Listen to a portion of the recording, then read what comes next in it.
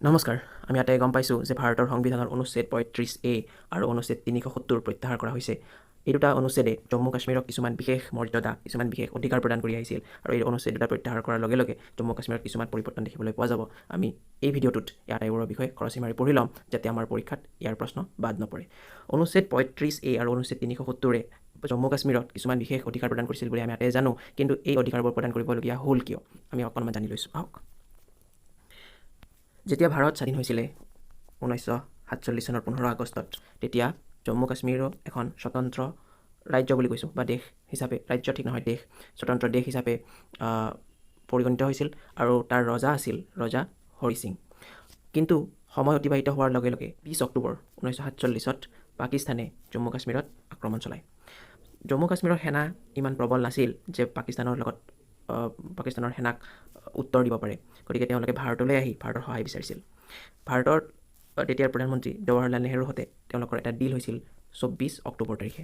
এই ডিলটোৰ অনুসৰি, ডিল বুলি কৈছোঁ, এখন চুক্তি স্বাক্ষৰ হৈছিল। এই চুক্তি অনুসৰি ভাৰতে তেওঁলোকৰ প্ৰতিৰক্ষা প্ৰদান কৰিব আৰু তাৰ পৰিৱৰ্তে তেওঁলোকে, মানে জম্মু আৰু কাশ্মীৰে, ভাৰতৰ এখন ৰাজ্যৰূপে ভাৰতত যোগ হ'ব। কিন্তু জম্মু আৰু কাশ্মীৰে বিচাৰিছিল যে তেওঁলোকক কিছুমান বিশেষ মৰ্যাদা দিয়া হওক, কিছুমান বিশেষ সুবিধা দিয়া হওক, কাৰণ তেওঁলোকে এখন স্বতন্ত্ৰ ৰাষ্ট্ৰৰ পৰা ভাৰতত ৰাজ্য হিচাপে যোগ দিবলৈ সন্মত হৈছে। গতিকে তেওঁলোকে কিছুমান বিশেষ অধিকাৰ বিচাৰিছিল আৰু সেই অধিকাৰবোৰ দিয়া হৈছিল, আৰু সেইবোৰক কোৱা হয় একেলগে the instrument of accession. The instrument of accession এখন চুক্তি, আৰু সেই চুক্তিখনত স্বাক্ষৰিত হোৱাৰ পিছত যিবোৰ বিশেষ অধিকাৰ জম্মু আৰু কাশ্মীৰে বিচাৰিছিল, সেই অধিকাৰবোৰ সন্নিৱিষ্ট কৰা হৈছিল আৰ্টিকল 370 আৰু আৰ্টিকল 35(8). আগবাঢ়িছোঁ। আৰ্টিকল 370 বা আৰ্টিকল 370 কাৰ্যকৰী হৈছিল 1952 চনৰ পৰা, আনহাতে আৰ্টিকল 35A আৰম্ভ হৈছিল, কাৰ্যকৰী হৈছিল 1954 চনৰ পৰা। গতিকে আমি আৰ্টিকল 370 প্ৰথমতে পঢ়ি ল'ম, অনুচ্ছেদ 370ৰ বিষয়ে আগতে পঢ়িম, আৰু তাৰপিছত আমি আগবাঢ়িম অনুচ্ছেদ 35Aৰ বিষয়ে। তেনেহ'লে আহক আগবাঢ়িছোঁ। আৰ্টিকল 370ত বাৰু আছে কি? অনুচ্ছেদ 370ত কি কথা আছে? অনুচ্ছেদ 370ৰ মতে যিটো প্ৰথম কথা আমি জানিবলগীয়া আছে, সেইটো হ'ল ভাৰতৰ কেন্দ্ৰীয় চৰকাৰে জম্মু কাশ্মীৰ চৰকাৰক কেৱল মাত্ৰ তিনিটা ক্ষেত্ৰতহে তেওঁলোকে হস্তক্ষেপ তেওঁলোকৰ তাত কৰিব পাৰে, বা তিনিটা ক্ষেত্ৰতে তেওঁলোকে কণ্ট্ৰল কৰিব পাৰে। সেই তিনিটা ক্ষেত্ৰ হৈছে ডিফেন্স বা প্ৰতিৰক্ষা, দ্বিতীয়তে হৈছে এক্সটাৰ্নেল এফেয়াৰ্ছ অৰ্থাৎ বৈদেশিক সম্পৰ্ক, আৰু 3 নম্বৰটো হৈছে কমিউনিকেশ্যন।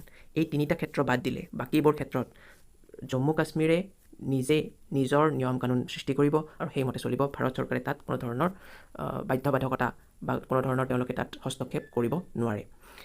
আমি জনা উচিত যে জম্মু কাশ্মীৰৰ নিজা সংবিধান আছে। জম্মু কাশ্মীৰ এখন ৰাজ্য ভাৰতৰ, কিন্তু তেওঁলোকৰ নিজা সংবিধান আছে, আৰু এই সংবিধান মতে তেওঁলোকে নিজৰ নিয়ম কানুন বনায় আৰু তেওঁলোকে আইন প্ৰণয়ন কৰে, আৰু সেইমতে তেওঁলোক চলে। জম্মু কাশ্মীৰৰ এখন নিজা পতাকা আছে, আপোনালোকে ইয়াত ছবিত দেখা পাইছে, এইখন জম্মু কাশ্মীৰৰ নিজা পতাকা। গতিকে জম্মু কাশ্মীৰৰ দুখন পতাকা তেওঁলোকে ব্যৱহাৰ কৰে, এখন হৈছে ভাৰতৰ পতাকা আৰু এখন তেওঁলোকৰ নিজা পতাকা।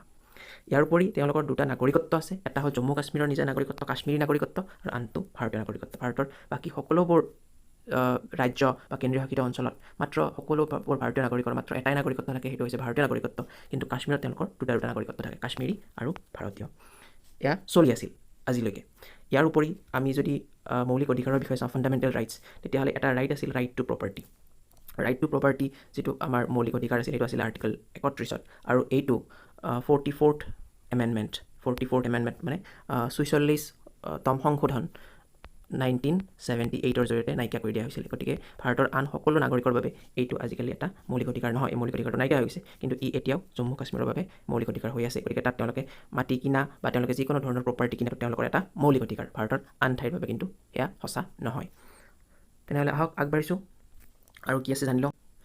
এতিয়া কিছুমান আচৰিত ঘটনা বা আমি বহুতে নজনা ঘটনা, সেয়া হৈছে কি, যদি কাশ্মীৰৰ এজনী ছোৱালীয়ে ভাৰতৰ এজন ল'ৰাৰ সৈতে বিয়া হয়, ভাৰতৰ আন ৰাজ্যৰ ল'ৰা, কাশ্মীৰৰ ভাৰততে পৰে, কিন্তু ভাৰতৰ আন ৰাজ্যৰ ল'ৰা এজনৰ সৈতে যদি বিয়া হয়, তেনেহ'লে তেওঁ কাশ্মীৰী নাগৰিকত্ব হেৰুৱাব। সেই ছোৱালীজনীয়ে কাশ্মীৰী নাগৰিকত্ব হেৰুৱাব, তেওঁ কেৱল ভাৰতীয় নাগৰিক হৈ থাকিব। অৰ্থাৎ তেওঁলোকৰ যি দুটা নাগৰিকত্ব আছিল, তাৰে কাশ্মীৰী নাগৰিকত্বটো নাইকিয়া হৈ যাব। কিন্তু যদি সেই একেজনী ছোৱালীয়ে, কাশ্মীৰী ছোৱালীয়ে যদি পাকিস্তানৰ ল'ৰা এজনৰ লগত বিয়া হয়, তেনেহ'লে কিন্তু তেওঁৰ কাশ্মীৰী নাগৰিকত্বও বৰ্তি থাকিব আৰু তেওঁৰ পাকিস্তানী নাগৰিকত্বও বৰ্তি থাকিব।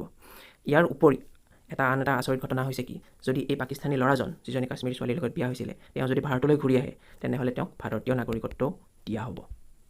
এয়া লিখা আছে আৰ্টিকল 370। আৰু এটা কথা আছে, যদি আমাৰ ভাৰতীয় যিকোনো ৰাজ্যৰ ভাৰতৰ যিকোনো ৰাজ্যৰ এজন লোক পাকিস্তানলৈ যায়, তেওঁ পাকিস্তানৰ নাগৰিকত্ব গ্ৰহণ কৰে, তেনেহ'লে তেওঁ ভাৰতীয় নাগৰিকত্ব তেওঁ হেৰুৱায়।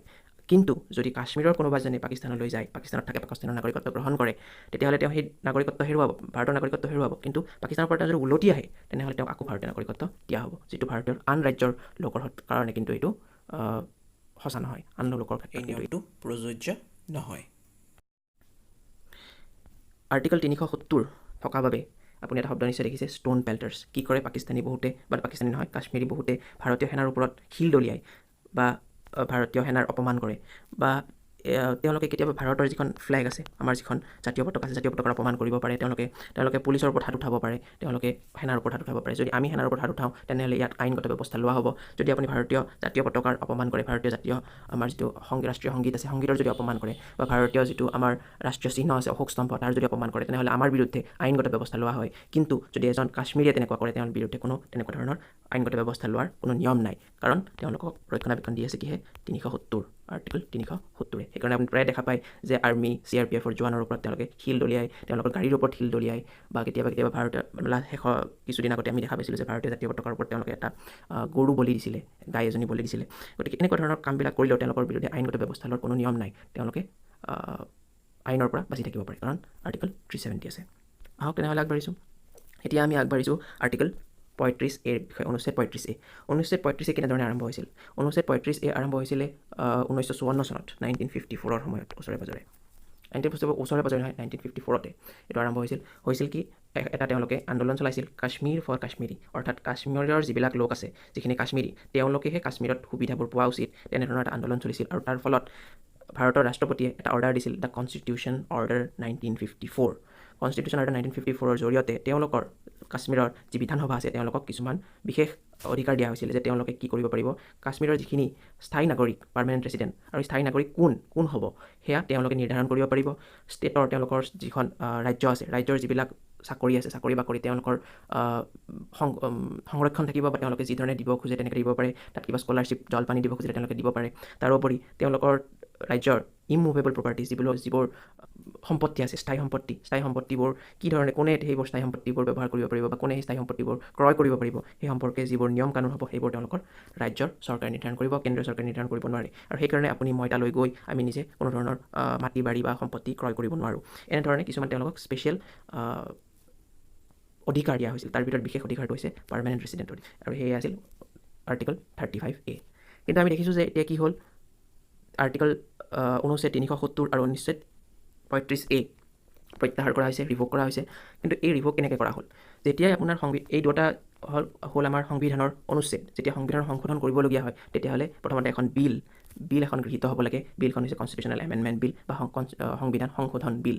সংবিধান সংশোধন বিধায়ক প্ৰথমতে লোকসভাত গৃহীত হ'ব লাগিব, বা ৰাজ্যসভাত প্ৰথমতে গৃহীত হ'ব লাগিব 2/3 মেজৰিটি, তাৰপিছত সেইখন লোকসভাত গৃহীত হ'ব লাগিব। যিকোনো এখন প্ৰথমতে লোকসভা হয়, তাৰপিছত ৰাজ্যসভা হ'লেও হ'ব, ৰাজ্যসভা হৈ লোকসভা হ'লেও হ'ব। দুটাতে গৃহীত হ'ব লাগিব 2/3 মেজৰিটিৰে, তাৰপিছত তাত ৰাষ্ট্ৰপতি চহী কৰিব লাগিব, তাৰপিছত সেই বিলখন গৃহীত হ'ব। তাৰপিছতহে তেওঁলোকে সংবিধানৰ কোনো এটা অনুচ্ছেদ নাইকিয়া কৰিব পাৰে, বা তাত সাল সলনি ঘটাব পাৰে। কিন্তু এইবাৰ কনষ্টিটিউশ্যনেল এমেণ্ডমেণ্ট নোহোৱাকৈ, সংবিধান সংশোধন নোহোৱাকৈ তেওঁলোকে এই দুটা অনুচ্ছেদ নাইকিয়া কৰিলে। কেনেকৈ কৰিলে চাওঁ আহক। অনুচ্ছেদ 370 যেতিয়া আমি চাওঁ, তাত এটা ক্লজ আছিলে, clause 3 of article 370, clause 1, clause 2, clause 3, 3 নম্বৰ যিটো ক্লজ আছিলে অনুচ্ছেদ 370ত, তাত লিখা আছিলে, the president may by public notification declare that this article shall cease to be operative but only on the recommendation of the Constituent Assembly of the state. তো চিজ কৰিব পাৰে, মানে কথাটো হৈছে কি, যদি কোনে মন কৰে, যদি ভাৰতৰ ৰাষ্ট্ৰপতিয়ে ইচ্ছা কৰে, তেনেহ'লে তেওঁ পাব্লিক নটিফিকেশ্যন দিব পাৰে, আৰু এই আৰ্টিকল মানে 370 অনুচ্ছেদটো বন্ধ কৰিব পাৰে। কিন্তু তাৰ বাবে কি হ'ব লাগিব, তেওঁলোকৰ যিখন ৰাজ্য, অৰ্থাৎ জম্মু কাশ্মীৰৰ যিখন বিধানসভা, সেই বিধানসভাই তাত সন্মতি জনাব লাগিব। এতিয়া ঘটনা ঘটিল কি, যে তেওঁলোকৰ বিধানসভা কাৰ্যকৰী হৈ থকা নাই, কাৰণ তাত ৰাষ্ট্ৰপতি শাসন চলি আছে, তাত ৰাজ্যপালৰ শাসন চলি আছে। গতিকে ৰাজ্যপাল ৰাষ্ট্ৰপতিৰ অধীনত থাকে, গতিকে আৰু পাৰ্লিয়ামেণ্টে তেওঁলোকক এপইণ্টমেণ্ট দিয়ে। গতিকে গভৰ্ণৰৰ পৰা তেওঁলোকে অতি সহজে যিটো ৰিকমেণ্ডেশ্যন, সেইটো অতি সহজে পাই গ'ল। আৰু প্ৰেচিডেণ্টে ৰামনাথ কোবিন্দ ডাঙৰীয়া, আমাৰ ৰাষ্ট্ৰপতি মহোদয়, তেখেতে আজি এটা পাব্লিক নটিফিকেশ্যন দিছে যে 370 অনুচ্ছেদটো নাইকিয়া কৰিব লাগে, বন্ধ কৰিব। 3 মতে তেওঁলোকে পাৰ্লিয়ামেণ্টে 370 আৰু 35 এই দুটা অনুচ্ছেদ প্ৰত্যাহাৰ কৰিবলৈ সক্ষম হৈছে। এতিয়া তেওঁলোকে যদি এই অনুচ্ছেদ দুটা প্ৰত্যাহাৰ কৰে তেনেহ'লে কি হ'ব পাৰে সেই সম্পৰ্কে আমি অকণমান জানি লৈছোঁ। যদি তেওঁলোকে এই দুটা অনুচ্ছেদ প্ৰত্যাহাৰ কৰে মানে অলৰেডি কৰিছে ইতিমধ্যে কৰিছে তেতিয়াহ'লে আপুনি তাত এতিয়া কাশ্মীৰত স্থায়ী সম্পত্তি ক্ৰয় কৰিব পাৰিব। ইয়াৰ পিছত তেওঁলোকে কৈছে যে তেওঁলোকে কি কৰিব জম্মু কাশ্মীৰ ভাগ কৰিব। বিল এখন আহিব জম্মু কাশ্মীৰ ৰিঅৰ্গেনাইজেশ্যন বিল, জম্মু কাশ্মীৰ পুনৰ গঠন বিধায়ক, আৰু এই বিধায়কখন অলৰেডি ৰাজ্যসভাত গৃহীত হৈছে, গতিকে খুব সম্ভৱ লোকসভাতো গৃহীত হ'ব আৰু অতি শীঘ্ৰে আমি এই বিলখন দেখিবলৈ পাম। আমি তেতিয়া তাৰ বিষয়ে কথা পাতিম। তেতিয়া যদি এইখন গৃহীত হয় তেনেহ'লে জম্মু কাশ্মীৰক দুটা ভাগত ভাগ কৰা হ'ব। এটা হ'ব JNK জম্মু এণ্ড কাশ্মীৰ আৰু এটা হ'ব লেহ। আৰু এইটো অংশ কেন্দ্ৰীয় শাসিত হ'ব, এইটোও কেন্দ্ৰীয় শাসিত হ'ব, কিন্তু জম্মু আৰু কাশ্মীৰত কি থাকিব বিধানসভা থাকিব দিল্লী আৰু পুডুচেৰীৰ দৰে। এই সম্পৰ্কে আমি পিছত ভালদৰে কথা পাতিম যেতিয়া এই বিলখন গৃহীত হ'ব। আহক এতিয়া আগবাঢ়িছোঁ। অনুচ্ছেদ 370 আৰু অনুচ্ছেদ 35A যেতিয়া নাইকিয়া কৰা হ'ল তাৰপিছত মানুহবিলাকৰ কেনেকুৱা ৰিয়েকশ্যন আহিছে, তেওঁলোকে কেনেকুৱা মতামত দিছে। প্ৰথম মতামত আমাৰ অসমৰ মুখ্যমন্ত্ৰী সৰ্বানন্দ সোণোৱাল ডাঙৰীয়াৰ পৰা। তেখেতে খুব ভাল পাইছে। তেখেতে কৈছে এই হিষ্টৰিক ব্লাণ্ডাৰ কাৰেক্টেড, এটা পুৰণি আমাৰ যিটো ভুল আছিলে এই ভুলটো শুদ্ধ কৰা হ'ল। তেখেতে কৈছে এই নিউজটো আমি লৈছোঁ দ্য হিন্দুৰ পৰা। ইয়াৰ পিছত ৰামচন্দ্ৰ গুহা, আমি আটাই জানো তেখেত এজন বিখ্যাত বুৰঞ্জীবিদ, ভাৰতৰ অতি প্ৰখ্যাত, তেওঁ ইণ্টাৰনেশ্যনেলি ৰেপুটেড এজন বুৰঞ্জীবিদ। তেখেতে কৈছে, তেখেতে এটা প্ৰশ্ন ইয়াত তুলিছে। তেখেতে কৈছে যে এখন ৰাজ্যত, গোটেই ৰাজ্যখনত তেওঁলোকে কি কৰিছে, ৰাজ্যখন শ্বাটডাউন কৰি দিছে। ৰাজ্যখনত কাৰফিউ চলি আছে বৰ্তমান জম্মু কাশ্মীৰত। তেওঁলোকৰ যিবিলাক পুৰণি মুখ্যমন্ত্ৰী আছিল তেওঁলোকক এৰেষ্ট কৰা হৈছে আৰু তাৰপিছত ৰাজ্যখনৰ বিষয়ে এটা বহুত ডাঙৰ এটা ষ্টেপ লোৱা হৈছে। এনেকুৱাটো কৰ্ণাটকৰ ক্ষেত্ৰতো হ'ব পাৰে, কাশ্মীৰৰ ক্ষেত্ৰত হোৱাৰ দৰে। গতিকে তেতিয়া আপুনি কি কৰিব? তেনেকুৱা ধৰণৰ এটা প্ৰশ্ন তেওঁ তুলিছে যে এইটো যিকোনো ষ্টেটৰ ক্ষেত্ৰত হ'ব পাৰে, যিকোনো ৰাজ্যৰ ক্ষেত্ৰত হ'ব পাৰে। আজি কাশ্মীৰৰ ক্ষেত্ৰত হৈছে, কাইলৈ আন কোনো ৰাজ্যৰ ক্ষেত্ৰতো হ'ব পাৰে। এইটো বাৰু ঠিক কথা নেকি? এইটো ৰামচন্দ্ৰ গুহাই এটা প্ৰশ্ন তুলিছে, এইটো টুইটাৰৰ পৰা লোৱা হৈছে। তেখেত এজন বিখ্যাত বুৰঞ্জীবিদ। ইয়াৰ পিছত আমি যদি চাওঁ মেহবুবা মুফতি আছিল জম্মু কাশ্মীৰৰ আগৰ মুখ্যমন্ত্ৰী। তেখেতে খুব বেয়া পাইছে, কৈছে ডাৰ্কেষ্ট ডে, আটাইতকৈ বেয়া দিন ইণ্ডিয়ান ডেমক্ৰেচিৰ, ভাৰতীয় গণতন্ত্ৰৰ। কিন্তু কাশ্মীৰৰ যিবিলাক পণ্ডিত আছে, কাশ্মীৰৰ যিখিনি হিন্দু আছে, তেখেতসকলে খুব ভাল পাইছে। ইয়াত আমি দেখিবলৈ পাইছোঁ কাশ্মীৰী পণ্ডিত ৰিজইচ, আৰু এইটো লোৱা হৈছে দ্য হিন্দুৰ পৰা। আমি আকৌ আগবাঢ়িছোঁ। পি চিদাম্বৰম ভাৰতৰ আগৰ ফাইনেন্স মিনিষ্টাৰ। তো ফাইনেন্স মিনিষ্টাৰ তেখেতে বেয়া পাইছে, তেখেতে ব্লেক ডে বুলি কৈছে কংগ্ৰেছ। আনহাতে কেজৰিৱালে খুব ভাল পাইছে, এইটো কৈছে, ছাপৰ্ট কৰিছে, support this moves is Arvind কেজৰিৱালে ইয়াক ছাপৰ্ট কৰিছে। আহক আমি আগবাঢ়িছোঁ। লেফটিষ্ট যিবিলাক মাৰ্ক্সবাদী আছিলে তেওঁলোকে বেয়া পাইছে government move on article 370 murder of ডেমক্ৰেচিৰ হত্যা বুলি তেওঁলোকে ইয়াক গণ্য কৰিছে। এই চ'ৰ্চটো হৈছে দ্য হিন্দু। ইয়াৰ পিছত আমি এটা প্ৰশ্ন আমাৰ মনলৈ আহে যে এই আৰ্টিকল 370 আৰু আৰ্টিকল 35 এই দুটা নাইকিয়া কৰাৰ পিছত, 35A এইটো নাইকিয়া কৰাৰ পিছত কোনোবা বাৰু উচ্চতম ন্যায়ালয়ক কাষ চাপিব পাৰে নেকি? উচ্চতম ন্যায়ালয়ৰ দুৱাৰত টকৰ মাৰিব পাৰে নেকি? এটা টুইট আমি চাম।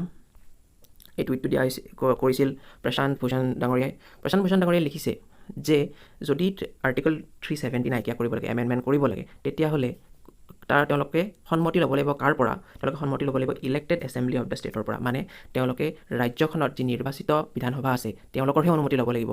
গভৰ্ণৰ আৰু প্ৰেচিডেণ্টে নিজে কাম কৰিব নোৱাৰে। গতিকে এইটো আনকনষ্টিটিউচনেল কথা হৈছে। এইটো কি হৈছে? এইটো অসাংবিধানিক কথা হৈছে। গতিকে আমি দেখা পাওঁ যে বহুতে ইয়াক আনকনষ্টিটিউচনেল বুলি মতামত দিব পাৰে, কাৰণ বহুত লাইক আহিছে, ইয়াত বহুত শ্বেয়াৰ হৈছে, বহুতে তাক কমেণ্টো কৰিছে। গতিকে এনেকুৱা ধৰণৰ মতামত লৈ আন কিছুমান মানুহ আহিব পাৰে, কাশ্মীৰৰ যিখিনি তাৰ স্থায়ী বাসিন্দা তেওঁলোক আহিব পাৰে, বা আন কিছুমান পলিটিকেল পাৰ্টিৰ মানুহ আহিব পাৰে। গতিকে সুপ্ৰিম কোৰ্টৰ কাষ চাপিব পাৰে বুলি আমি এটা আশা কৰিব পাৰোঁ। কিন্তু তাত সুপ্ৰিম কোৰ্টে কি ক'ব, উচ্চতম ন্যায়ালয়ে কি ৰায় দিব সেই সম্পৰ্কে আমাৰ কোনো ধাৰণা নাই। যেতিয়া উচ্চতম ন্যায়ালয়ে কিবা ৰায় দিয়ে বা কোনোবা কাষ চাপে তেতিয়া আমি সেই সম্পৰ্কে কথা পাতিম। আজিলৈ আমি ইয়াতে সামৰিছোঁ। ভিডিঅ'টো চাই যদি ভাল পাইছে তেনেহ'লে লাইক কৰিব, শ্বেয়াৰ কৰিব আৰু ছাবস্ক্ৰাইব কৰিবলৈ নাপাহৰিব। ধন্যবাদ।